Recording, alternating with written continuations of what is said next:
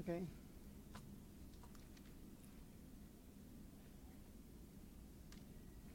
Muy buenas tardes, bienvenidos a este Facebook Live del Banco Interamericano de Desarrollo. El BID es la institución de desarrollo más importante de América Latina y estamos dedicados a mejorar vidas. Está conmigo Joaquín Tres, que es especialista principal de integración y comercio del BID y también coautor junto con Matthew Scherer sobre el primer curso en línea de tratados comerciales, un tema muy candente en estos días. Muy candente, Ángela, gusto en verte de nuevo. Bienvenido, Joaquín, un gusto tenerte. Bueno, Joaquín, estamos casi listos, pero antes de empezar, queremos agradecer al periódico El País de España que amablemente nos está retransmitiendo esta conversación, así que vamos a llegar a mucho más personas. Muy bien. Y esperamos tener una alta participación. Y también recordarles que nos manden sus preguntas y comentarios porque queremos que sea algo muy interactivo. Así que, Joaquín, ¿estamos listos? Estamos listos. Perfecto. Joaquín, quiero empezar con una pregunta un poco difícil. ¿Okay? Vamos a ver. Bueno, hay mucho escepticismo, mucha incertidumbre y mucha preocupación estos días cuando se habla de libre comercio y de tratados comerciales. ¿A qué se debe esto?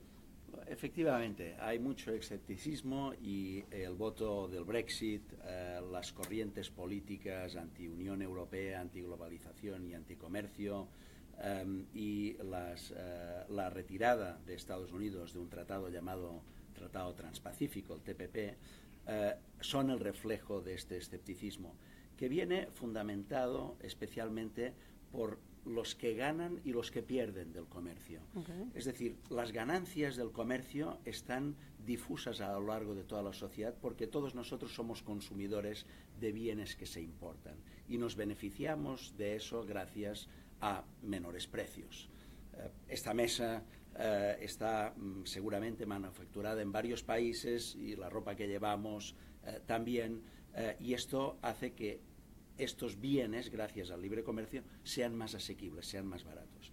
Pero los perdedores del comercio son aquellas personas que pierden su empleo de sectores que son menos competitivos y son menos competitivos con las importaciones. Yeah. Y estas personas pierden el empleo y quedan más perjudicadas, sobre todo si están concentradas geográficamente en una región, en una ciudad, y si además sus destrezas, lo que saben hacer, es muy específico en un proceso productivo en particular. Yo en mi caso nací y crecí en una ciudad textil cerca de Barcelona. Sos catalán. Soy catalán, efectivamente. Casi no lo había percibido. ¿No? Y yo mismo fui testigo personal de cómo una ciudad perdió la competitividad en el sector textil. Se dedicaba a hacer telas para ternos y cómo, gracias a la riqueza generada por las generaciones anteriores, nosotros estudiamos más y hemos sido más móviles, no solamente en otros sectores de la economía, como el sector servicios, sino geográficamente.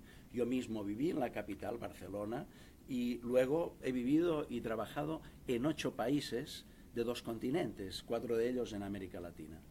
Has tocado un punto muy relevante, Joaquín, ahorita que mencionas tu movilidad y de que la idea del comercio no solo es la idea de bienes, no solo es la idea de comerciar o intercambiar bienes. Tú mencionabas el tema de comerciar ideas y por eso viene todo el tema de la competitividad. Exactamente, el comercio no solamente intercambia bienes, sino que intercambia ideas, es decir, pensemos nosotros mismos, Ángela, la cantidad de ideas que nos vienen de otros países. Hoy en día ya pensamos los países como mucho más abiertos, gracias a Internet, que también es una forma de comerciar, pero en servicios. Pero además, no solo intercambiamos cosas, ideas, sino también modelos de negocio. Pensemos en las franquicias, en los restaurantes o las tiendas, las franquicias que traen inversores locales, que aprenden nuevos modelos de negocio que luego pueden aplicar a otros negocios que tienen.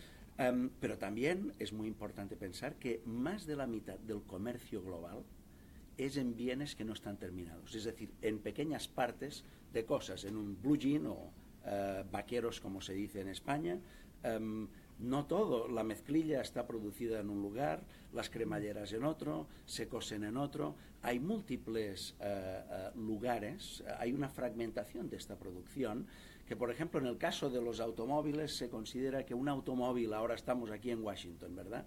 Un automóvil que se compra en Washington cruza la frontera México-Estados Unidos alrededor de 8 veces en promedio. 8 veces, 8 veces en promedio. Pero además, por ejemplo, las piezas, o sea, las piezas. Y se va trasladando el vehículo de un lado a otro. Muy interesante. Pero además, piensa en los asientos de tu auto.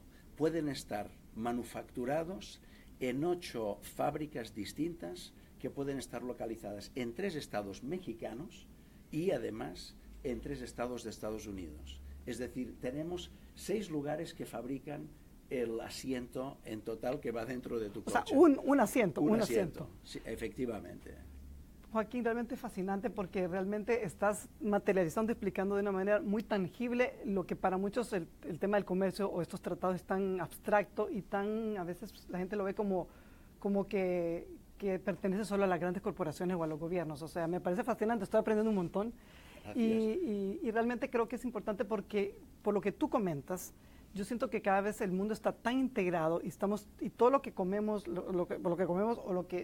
cómo nos movemos y los productos que consumimos están hechos en tantos lugares que es tan difícil romper esta integración, por decirlo así. Correcto. Pero hablemos del tema que mencionaste al inicio, el Brexit y el tema del TPP. ¿Cómo tú crees que va a afectar a los acuerdos comerciales la salida de Estados Unidos? ¿Tú crees que va a morir el TPP? ¿Cuál es el futuro del TPP y cómo puede afectar o impactar a los acuerdos que están vigentes? Mira, Ángela, en primer lugar, el Brexit, el TPP o la salida de Estados Unidos del TPP generan incertidumbre en la economía global y en las economías regionales. Esto es así y lo estamos viendo. Sin embargo, también actúa como incentivo para que otros países busquen alianzas comerciales. Por ejemplo, en América Latina estamos viendo una mayor intensidad en las negociaciones y las conversaciones comerciales o la cooperación comercial. Por ejemplo, entre México y Argentina se han iniciado conversaciones para un tratado comercial que no existía. Por ejemplo, el Mercosur ha reactivado las negociaciones con la Unión Europea. México está modernizando o actualizando su tratado comercial del año 2000 con la Unión Europea. Los países de la Alianza del Pacífico, que son México, Colombia, Perú y Chile, ya acordaron un acuerdo comercial que ha liberalizado el comercio en el 92% de sus productos desde el pasado mes de mayo. Es decir, hay un dinamismo y no solamente en América Latina, vemos que también China está encabezando un tratado comercial mega regional, le llamamos, como era el TPP, mega regional con países de Asia y del Pacífico.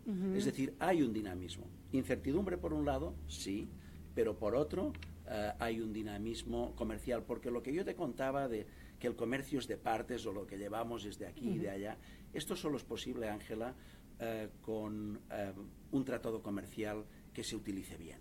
Claro. Es decir, sin tratados comerciales es imposible poder hacer que un coche viaje 8 veces antes de ser terminado, digamos, o las partes de un coche viajen 8 veces. No, realmente fascinante, Joaquín, todo lo que tú comentas. Entonces, hablando bueno, si bien ciertas áreas, bueno, de Latinoamérica se está más bien intensificando el tema de la integración del comercio, explícale a nuestra audiencia el tema de las manufacturas y tal vez aquellas percepciones de que el hecho de que algún día, o sea, que cuando un coche o una fábrica cierra por un tema de un tratado de libre comercio, que no necesariamente se atañe al tema de un tratado, sino que hay otros factores externos. Explica un poco el tema del desplazamiento de los... Por supuesto. Sí. Y perdona que te interrumpa, le recordamos a la audiencia que nos manden sus preguntas porque este tema es fascinante y no queremos que se quede acá.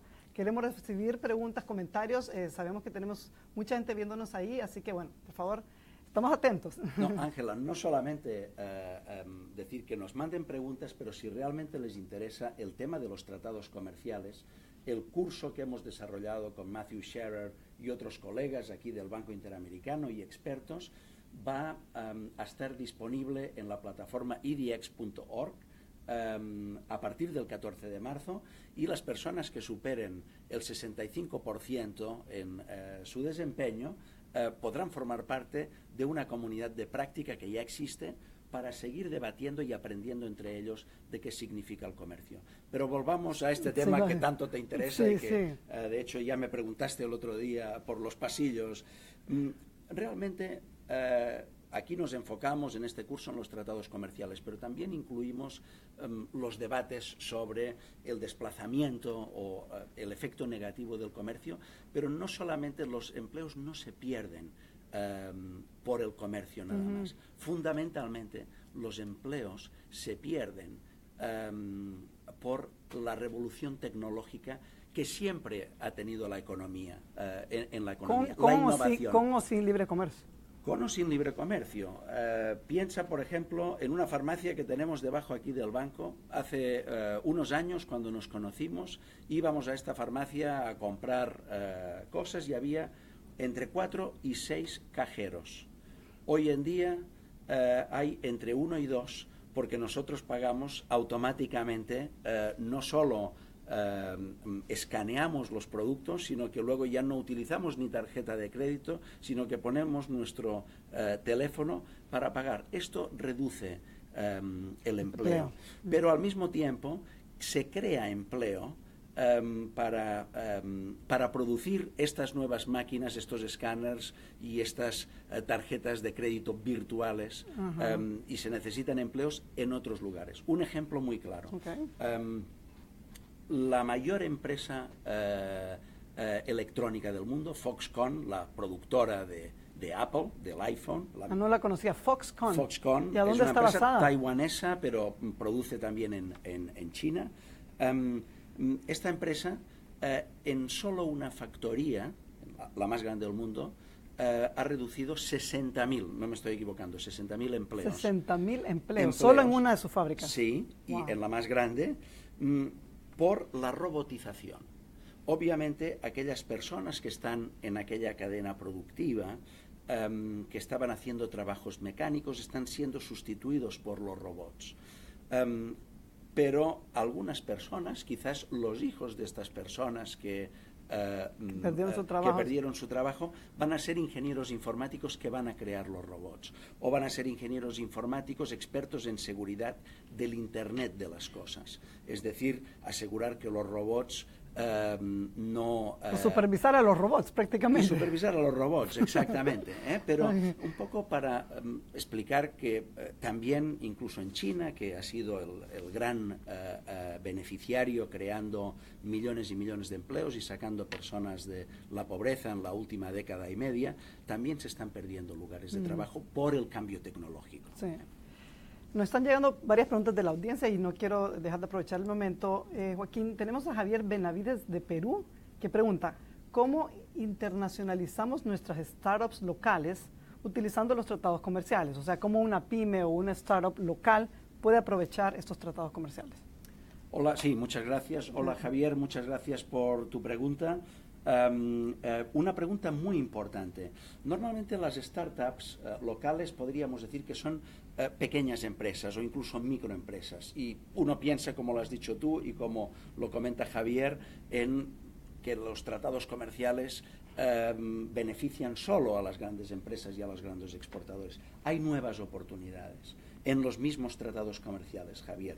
Para empezar, algunos tratados comerciales, ya los más modernos, ya incluyen provisiones, le llamamos, para promover el comercio de las pequeñas y medianas empresas. El comercio digital es otra forma de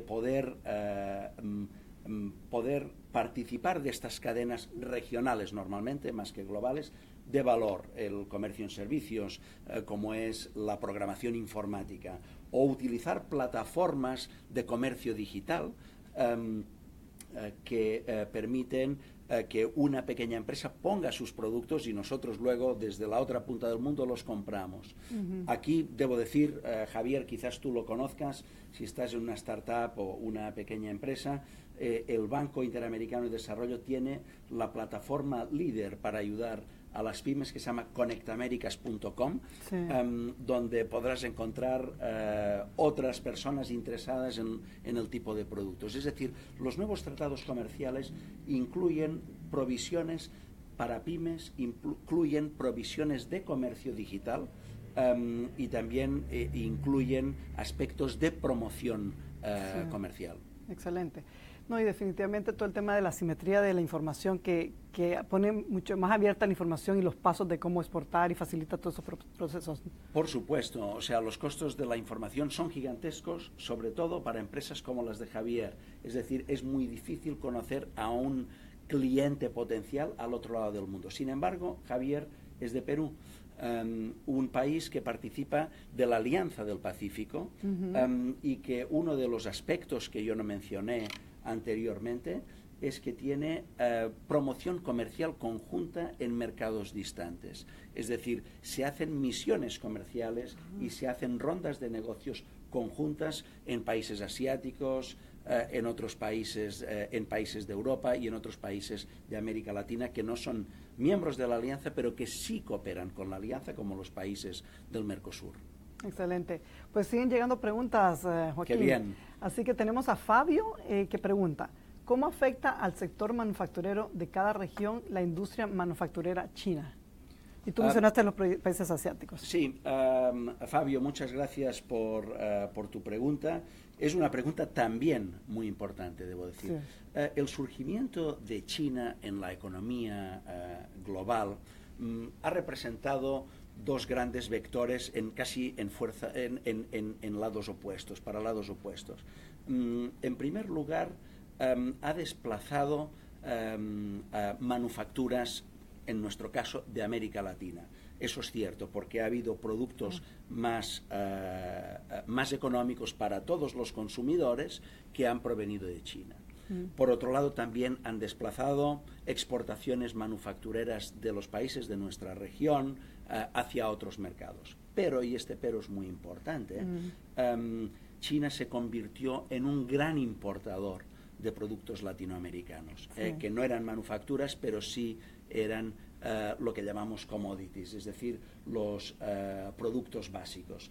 Y estos productos básicos, que tuvieron un boom durante 15 años, han generado mucho empleo en los países de América Latina, especialmente de Sudamérica, que son los países que son más ricos en productos básicos, y además han dejado lo que llamamos la capacidad fiscal para poder hacer los programas de protección social, como son las transferencias condicionadas en países como Brasil, el Bolsa Familia, y en países como México y muchos otros que tienen estos programas, y que tanto en la generación de empleo directo en las commodities, pero también con una inversión pública mayor, y las empresas que dan servicios a las commodities, y además las transferencias condicionadas, han significado, Ángela, Fabio, que América Latina tiene los índices más bajos de pobreza en toda su historia. Así es, y de hecho por eso China ahora es el segundo socio comercial más importante de toda América Latina, entonces obviamente va atado a eso. Nos llega una pregunta de Colombia, Joaquín, de Enrique Pinzón Álvarez. Pregunta, ¿cómo ven la idea de agrupar en un ente todos los acuerdos de integración de América Latina? Pues en el fondo la tendencia es a converger a una zona de libre comercio. Enrique es un visionario, ya veo yo. Enrique parece que ha leído algunos de nuestros documentos internos todavía. Privados, pero que se empiezan a apuntar en nuestro curso, que empieza el 14 de marzo, Ángela.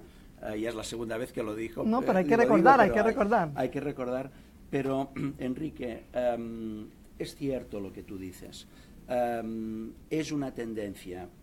Nosotros vemos que antes había tratados bilaterales exclusivamente. Algunos de estos tratados bilaterales se convirtieron en regionales. Empezamos ya con tratados regionales en la década de los 60, con el mercado centroamericano, el mercado caribeño y el mercado andino, y luego más adelante el Mercosur, que es en el fondo una unión aduanera, es decir, lo explicamos bien en el curso, pero una unión aduanera es que hay un libre comercio por los productos que se determinan y luego se crea un arancel externo para las importaciones que vienen de fuera. Hay un proceso gradual, obviamente lento, porque cuando hay muchos tratados comerciales, los costos para las empresas son elevados porque estos tratados son todos distintos. La Alianza del Pacífico, Enrique, y tú eres de Colombia, significó una armonización de los tratados comerciales que los países tenían entre sí, bilaterales. Ya es una armonización, es un paso adelante, y también se armonizaron lo que se llama las reglas de origen, es decir, para considerar qué producto es interno y qué porcentaje externo se permite, para simplificar. En el curso se explica con mucho detalle el tema de las reglas de origen porque es muy importante. Es muy importante. Luego, la Alianza del Pacífico, y tienes el Mercosur, y nosotros hablamos de conversaciones o cooperación comercial. Sí. Hay muchas cosas, Enrique, que no son solamente tratados comerciales. Hay aspectos que no hemos tocado aquí, que es la facilitación del comercio y la cooperación aduanera. Es decir, acabamos la semana pasada de que se logre la ratificación y entrada en vigor del último tratado multilateral. Hemos tardado 2 décadas en lograrlo, en el marco de la Organización Mundial de Comercio, que es el Tratado de Facilitación del Comercio. Estos son reducir los trámites para exportar, reducir los trámites para importar, lo que llamamos las ventanillas únicas. Esto es certificar a empresas exportadoras como operadores económicos autorizados, el tránsito internacional de mercancías, que ya existe en Centroamérica, es decir, cuando un contenedor sale de Guatemala y va para Nicaragua, no se abre ni en Honduras ni en El Salvador, sino que se abre en destino. Esto reduce tremendamente los costos del comercio. Luego, estamos viendo, Enrique, que hay un movimiento y vemos un estímulo, a pesar de la incertidumbre, en América Latina para promover mayor cooperación comercial, que es así como yo le llamaría, a lo que él dice, la zona de libre comercio. Hacia posiblemente, digamos, no ha habido conversaciones sobre una zona de libre comercio de toda América Latina y el Caribe. Eso es cierto. Pero, sin embargo, vemos que hay unos escalones y hay un incrementalismo hacia esta cooperación comercial. Gracias, Enrique. Excelente. Pues nos llega una pregunta de Pablo Barbieri, de Argentina, que pregunta: ¿cómo pueden los países de la región beneficiarse del comercio en servicios? La región puede consolidarse como exportador de servicios y dejar atrás la visión del Cono Sur como agroexportador. El curso habla de estos temas, es una pregunta muy válida. Sí, muchas gracias. El curso efectivamente habla de estos temas. El comercio en servicios cada vez es más importante. Hay que decir que el NAFTA, o Tratado de Libre Comercio de América del Norte, entre Canadá, Estados Unidos y México, fue el tratado pionero de incluir por primera vez los servicios. Si pensamos la importancia que tienen los servicios en una manufactura, en un bien, en un coche. Es decir, que el coche o las piezas del coche se muevan 8 veces, Ángela, entre México y Estados Unidos, implica que tiene que haber unos servicios de logística y de transporte que son una parte muy importante del contenido del comercio. Por tanto, tecnológico, ¿no? También servicios de tecnología. Por supuesto, es decir, los servicios informáticos son fundamentales para que la logística funcione. ¿Qué significa esto? Esto significa que para poder invertir en servicios, que es un sector que ha crecido enormemente en el comercio global, para que América Latina y especialmente, como pregunta Paulo, se beneficie del sector servicios, es necesario un incremento de los niveles educativos, de la calidad educativa. Es decir, hoy en día un país como Uruguay es un país que depende todavía mucho de sus productos básicos, pero tiene un sector de tecnologías de la información puntero. Argentina mismo es un país donde se producen algunos de los videojuegos más populares que existen en el mundo entero. Sí. Es decir, primero, capacidad, o sea, fortalecer la educación, no solamente primaria, secundaria, obviamente, sino también la educación universitaria. Se necesitan más ingenieros informáticos. Luego, también es importante, para que el comercio en servicios funcione, una inversión en infraestructura. Infraestructura de la banda ancha, es decir, necesitamos banda ancha para que los subtítulos de las películas que se hacen en Montevideo para Bollywood en la India necesita un ancho de banda para mandar la información, para mandar los files. Para mandar los files. Es decir, se necesita inversión en capital humano, se necesita inversión en infraestructura para los servicios. Los call centers también necesitan estos centros de llamadas que pueden estar en cualquier lugar del mundo, y hay una gran oportunidad que ya se está aprovechando en algunos países de nuestra región, dada la importancia que tiene el español en el mercado de Estados Unidos, por ejemplo, pero para tener un buen call center necesitas una buena conectividad también. Y después, aspectos regulatorios, lo que llamamos nosotros el software de la integración, es decir, no solamente el hardware, que es la banda ancha, la inversión física, sino esta parte regulatoria, esta parte de las normas que, si existen dentro de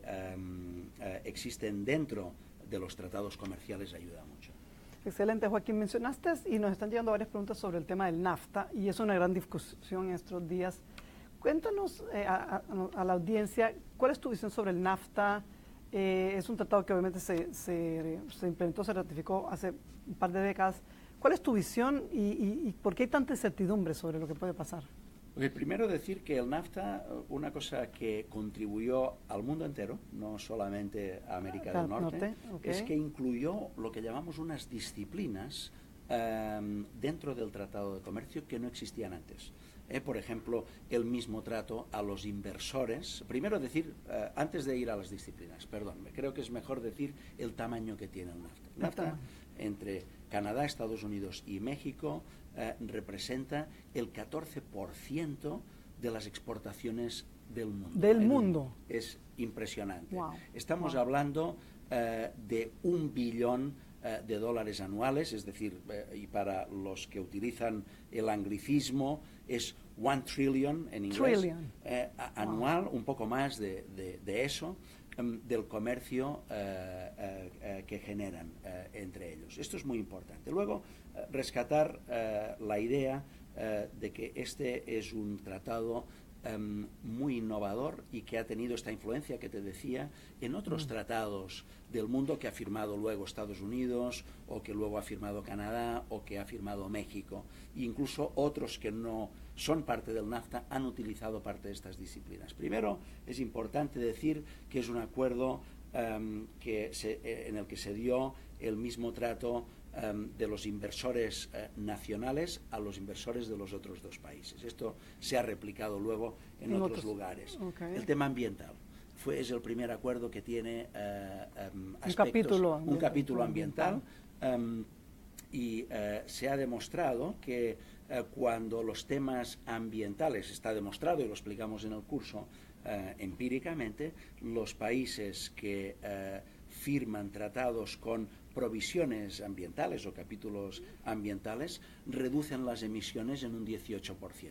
Es decir, 18%, un 18%, wow, las emisiones de CO2. Esto es muy importante. Y luego, el NAFTA, aunque es un tratado pegado al NAFTA, no es el NAFTA mismo, incluye un anexo sobre derechos de los trabajadores. Eso es muy importante. Y esto es importante, la protección laboral, porque parte del escepticismo que tú mencionas tiene que ver, decir, hay un tratado de libre comercio, pero en el país X hay menos derechos laborales, hay menores los salarios. Los salarios son menores. Exactamente, ¿no? Sí. Pero es muy importante decir que estos aspectos laborales se han incluido en muchos otros tratados y decir que aunque no afecta el NAFTA, porque el NAFTA fue pionero, es un acuerdo del año 94, es decir, ya es... Más de 2 décadas. Más de 2 décadas, ya es antiguo, sí. En este sentido.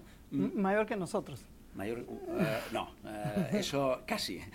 Pero decir que hay estudios que demuestran que aquellos tratados que tienen provisiones de protección laboral, como le llamamos, o derechos de los trabajadores, aumentan un 20% los inspectores laborales, aquellas personas que van a las empresas para ver que las condiciones laborales sean consistentes con la legislación nacional. Pero no solamente aumenta el número de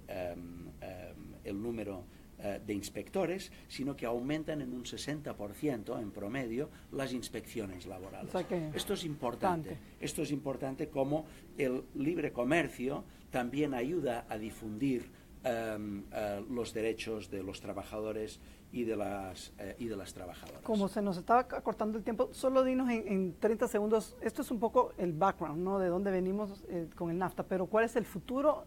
¿Cuál es tu visión de lo que puede pasar en los próximos meses? En el NAFTA. En el NAFTA. Es muy aventurado saberlo. Es decir, aquí ningún país ha hecho todavía, ninguno de los países miembros ha hecho ninguna declaración oficial de hacia dónde va a ir. Es aventurado ahora mismo, Ángela, decirlo. Es un tema muy dinámico, no en estos meses, sino en estas mismas semanas. Y ahora sería aventurado, prematuro decirlo.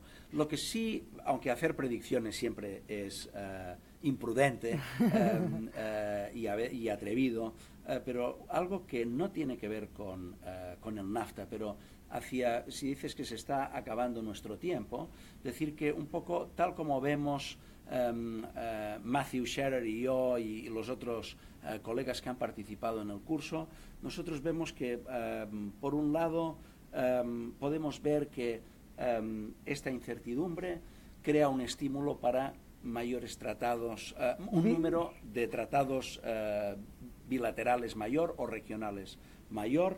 Por otro lado, y ahí quiero interrumpirte porque te voy a preguntar mi tema favorito, lo del Spaghetti Bowl, ya que estamos en la hora del almuerzo. Hablemos un poquito de pasta y de comercio. Muy bien, y luego volvemos a las imprudencias.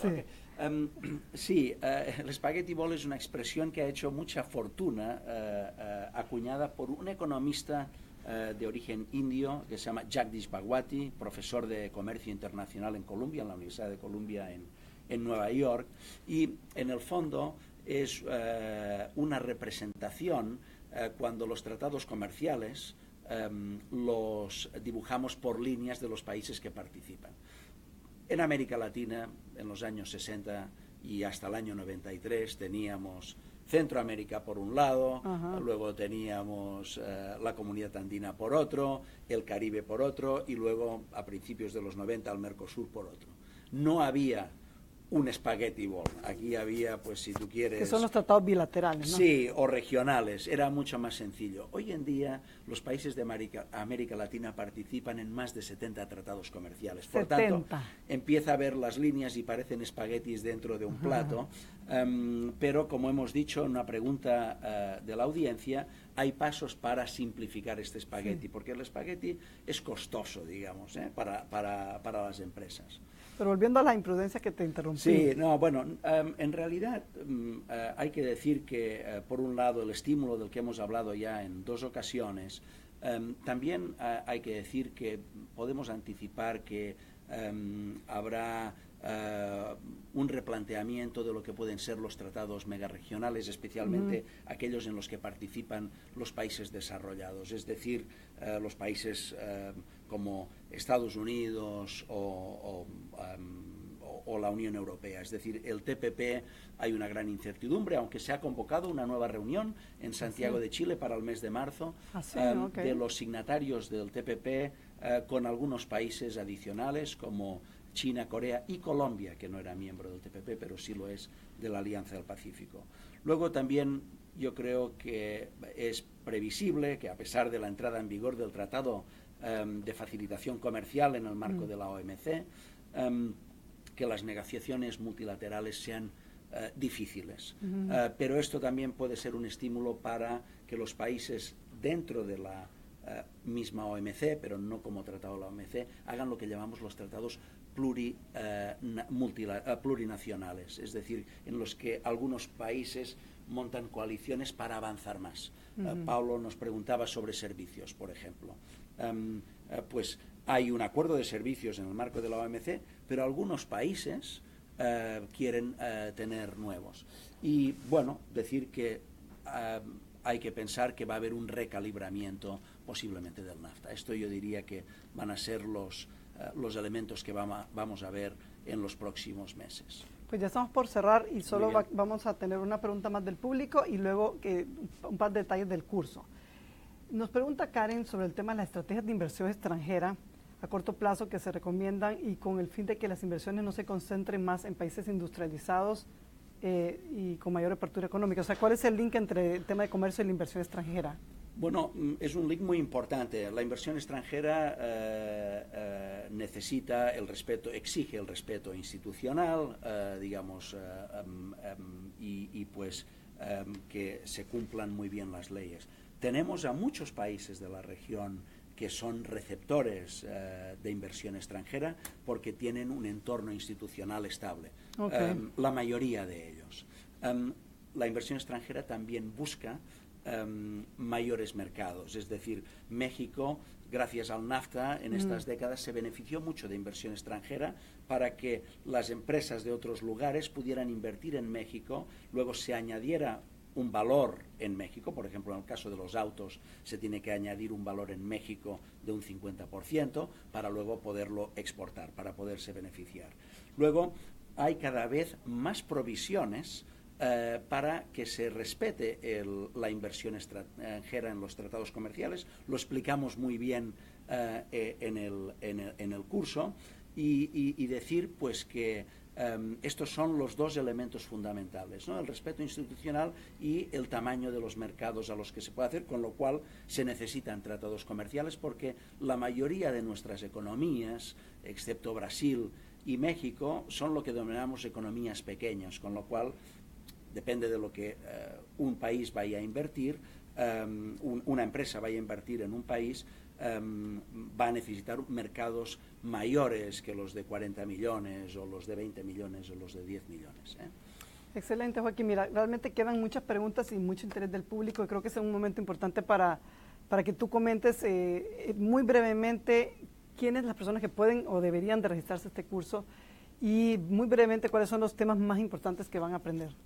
Bueno, decir que el curso, dije ya el link, es muy sencillo, edx.org, es la plataforma líder mundial en educación en línea, promovida por las universidades de Harvard, el MIT, Berkeley y la Universidad de Texas y ahora muchas otras, con la que el banco colabora.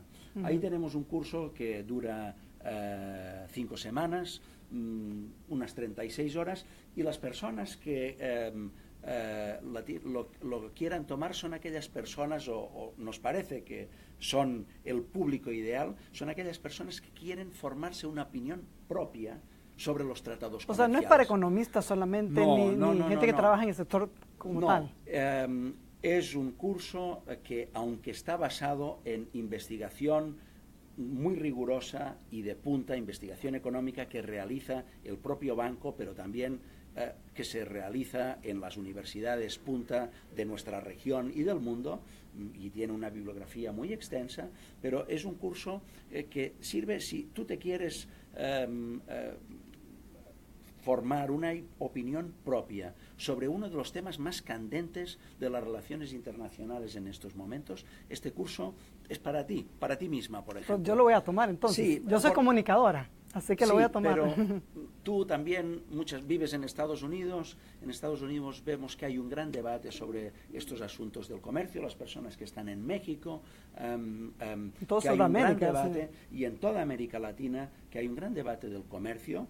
decir que este es un curso para todos nosotros. Es decir, y ahí se aprende qué son los acuerdos comerciales, qué importancia tienen, ¿y cómo aprovecharlos? Cómo aprovecharlos, por que supuesto, y cuáles son las disciplinas, y en cómo aprovecharlos, cuáles son las nuevas disciplinas que tienen los tratados. Y también cómo se reducen los aranceles. Los aranceles no necesariamente se reducen de una sola vez y en todos los sectores de la economía. Pues para todo ello nosotros tenemos no solamente lo que ya existe, sino los temas innovadores que tienen conexión con las políticas nacionales y que por eso les llamamos temas de detrás de la frontera. Hay un módulo dedicado a eso, como la política de competencia, los servicios, las compras nacionales, todos estos asuntos que están cada vez más presentes en los tratados comerciales. Excelente, Joaquín. Pues ya todos los amigos que nos están viendo por Facebook están corriendo a inscribirse al curso, y también los invitamos a que nos sigan en nuestro blog, Más allá de las fronteras, el blog del BID, que habla de los temas de comercio e integración, que está ahí el link en el feed, para que también, si quieren leer más sobre comercio y tienen más preguntas, nos las puedan enviar. Así que, Joaquín, yo quisiera seguir conversando esto, pero el tiempo se nos ha acabado, pero será hasta la próxima entonces. Será hasta la próxima. Bueno, muchas gracias a ti, Ángela, no, gracias. y muchas gracias a todos ustedes que nos han seguido por Facebook Live.